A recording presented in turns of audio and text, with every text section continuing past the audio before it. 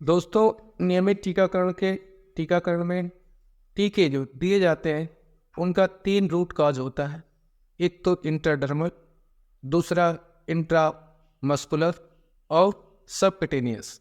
इन तीनों का चित्र के माध्यम से हम आपको दिखाएंगे कि कौन सा टीका इंट्राडर्मल होता है, कौन सा टीका इंट्रामस्कुलर होता है और कौन सा टीका सबक्यूटेनियस। इंट्राडर्मल टीका त्वचा के ऊपरी हिस्से में लगाया जाता है। इंट्रामस्कुलर टीका सबसे नीचे वाली लेयर में जाता है, मांस की मसल्स की।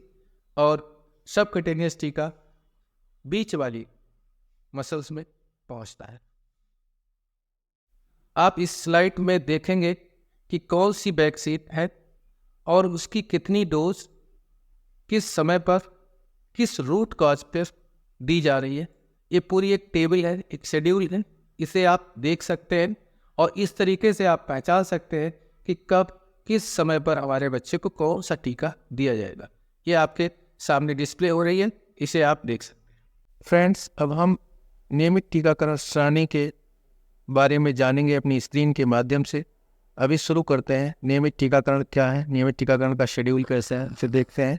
सबसे पहले आप देखेंगे कि जो गर्भवती महिलाएं होती हैं उनके लिए कौन कौन से टीके किस ड्यू एज में, कितने मैक्सिमम टाइम में, कितनी डोज में और कौन से डाइल्यूएंट के साथ किस रूट पर और किस साइट में दिए जाते हैं। तो बात करते हैं प्रेग्नेंट वुमेन, जो गर्भवती महिला है, उसको टीडी जो है एक टीका है, जिस तरह वह टिटनेस और डिप्थीरिया का कॉम्बिनेशन है। इसको अर्ली इन प्रेगनेंसी दिया जाता है। जैसे ही जानकारी होती है गर्भ की, उसी समय इसको गर्भवती महिला को दिया जाता है और इसकी as give as early as possible in pregnancy. गर्भ का पता चलते ही लगाना है। 0.5 ml की डोज इसको दी जाती है। इसमें कोई डाइल्यूएंट नहीं होता है। इंट्रामस्कुलर रूट में इसको दिया जाता है और इसके लिए जो साइट होती है वो अपर आर्म में लगाया जाता है। और इससे क्या फ़ायदा होता है, इससे उसको टिटनेस का इन्फेक्शन होने का खतरा नहीं रहता है। उसके बाद टीडी का सेकेंड टीका लगता है, जो 4 वीक्स के बाद में लगाया जाता है। 0.5 ml का डोज होता है। उसमें कोई डाइल्यूएंट नहीं होता है और इंट्रामस्कुलर दिया जाता है, अपर आर्म में दिया जाता है। अगर कोई प्रेग्नेंट वुमेन 3 साल के अंदर दोबारा प्रेगनेंसी कंसीव करती है तो उसको जो है सिर्फ एक बूस्टर डोज की ज़रूरत पड़ती है टीडी के, और वो भी 0.5 ml में दिया जाता है। इंट्रामस्कुलर होता है और अपर आर्म में दिया जाता है। तो ये टीके जो है गर्भवती महिला के लिए आवश्यक होते हैं। इन टीकों के लगने से उस महिला को टिटनेस से होने वाले खतरों से बचा। अब बात करते हैं, जब बच्चा जन्म ले लेता है उस समय बच्चे की सुरक्षा के लिए कौन सा टीका दिया जाता है, उसे जान लेते हैं। एक टीका है जिसका नाम है BCG। इसको फुल फॉर्म इसकी होती है बैसिलस काल्समेट ग्यूरिन। और ये टीका जो है बच्चे को दिमागी टीबी रोग से बचाता है। इसको जन्म के समय में दिया जाता है। जैसे ही जन्म होता है उस समय टिल 1 ईयर एज तक दिया जा सकता है। इसकी जो डोज होती है वो 0.05 ml होती है 1 महीने के अंदर, और 1 महीने से ऊपर की आयु में 0.1 ml बस दिया जाता है और 1 साल तक इसको अधिकतम दिया जा सकता है। इसके लिए एक डाइल्यूएंट यूज किया जाता है जिसको सोडियम क्लोराइड कहते हैं। रूट इसका इंट्राडर्मल होता है और अपर आर्म में इसको दिया जाता है, लेफ्ट वाली आर्म में। उसके बाद हेपेटाइटिस बी है। हेपेटाइटिस बी की जो डोज होती है वो एट बर्थ, जन्म के समय में दिया जाता है। विदिन 24 आवर्स दिया जाता है।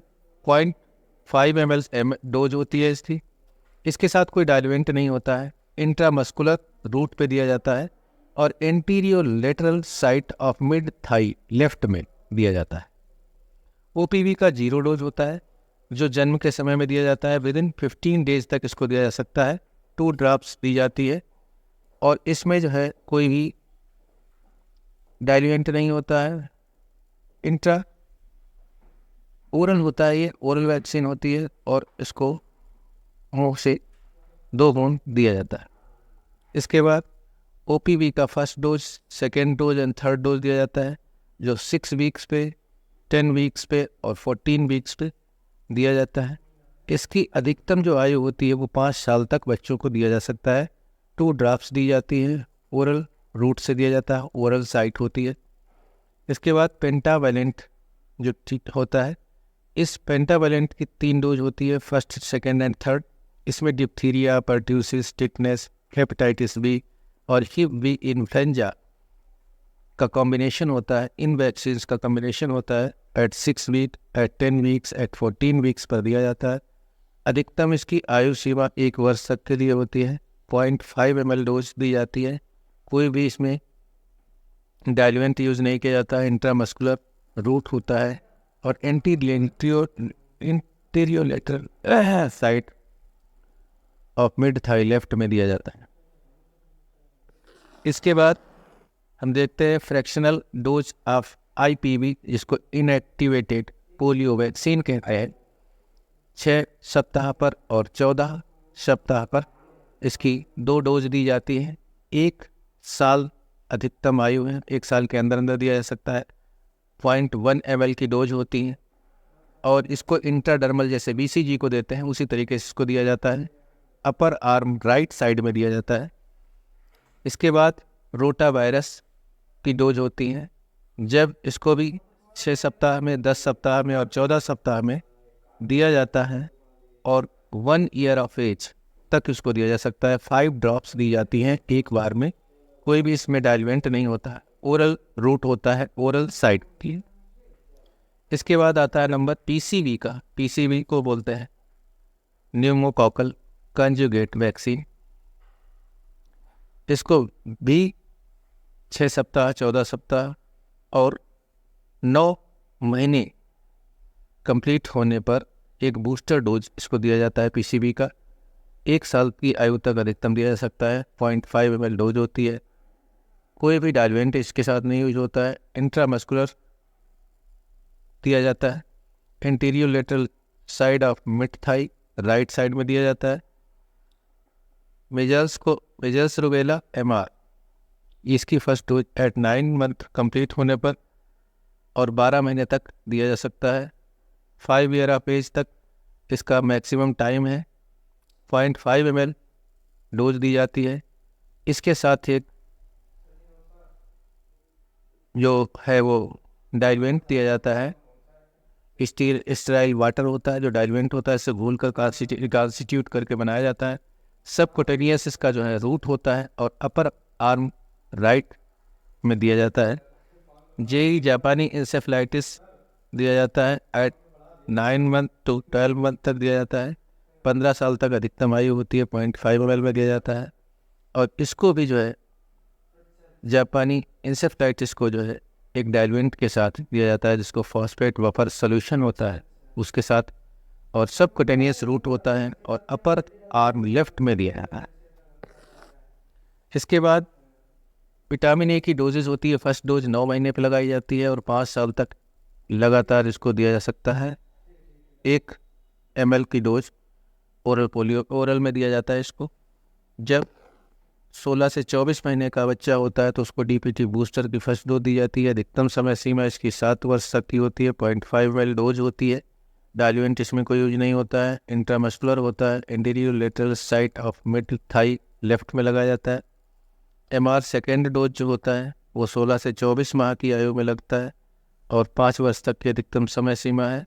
0.5 ml डोज यूज करते हैं और इसमें भी जो है स्टेराइल वाटर कॉन्स्टिट्यूट करने के लिए डाइल्यूएंट के तौर पर यूज होता है। सबकुटेनियस रूट होता है। अपर आर्म राइट में इसको साइट बताया गया है जिस साइट में लगाया जाता है। ओपीवी बूस्टर 16 से 24 माह की अवस्था में लगता है। 5 वर्ष तक अधिकतम समय है। 2 ड्रॉप्स इसकी पिलाई जाती है। 9 डाइल्यूएंट ओरल रूट होता है, ओरल साइट होती है। जेई का जो है सेकेंड डोज 16 से 24 माह में लगाया जाता है। अधिकतम 15 साल तक की उम्र तक लग सकता है और इसमें भी 0.5 ml डोज दी जाती है।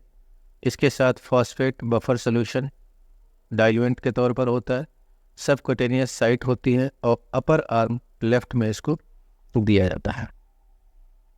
इसके बाद विटामिन ए की 9 से सेकेंड से लेकर के 9th डोज तक विटामिन ए खुराक दी जाती है, जो कि 16 महीने पर सेकेंड डोज होती है। उसके बाद हर 6 महीने पर एक एक डोज बूस्टर के तौर पर दी जाती रहती है। 5 साल तक की अधिकतम आयु तक 2 लाख इंटरनेशनल यूनिट इसका डोज होता है। ओरल रूट ओरल साइट में होता है। इसके बाद एक डीपीटी बूस्टर का सेकेंड डोज होता है, जो 5 से 6 साल की अवस्था में बच्चों को दिया जाता है और अधिकतम 7 साल तक दिया जा सकता है। उसके बाद इसमें भी 0.5 ml डोज होती है। No diluent intramuscular upper arm में लगता है। और एक टीडी 16 साल 10 साल 2 डोज लगाई जाती हैं। इनको 16 साल की अधिकतम आयु तक लगाया जा सकता है। 0.5 ml डोज होती है। इंट्रामस्कुलर लगाया जाता है अपर आर्म में। इसमें एक नया लेटेस्ट अपडेट ये है कि FIPV जो है फ्रैक्शनल डोज, वो MR के साथ 1 साल के अंदर अंदर फर्स्ट डोज के साथ में भी अब दिया जाने लगा है। तो ये इम्पोर्टेंट जानकारी थी जो आप लोगों के लिए बेहतर होगी।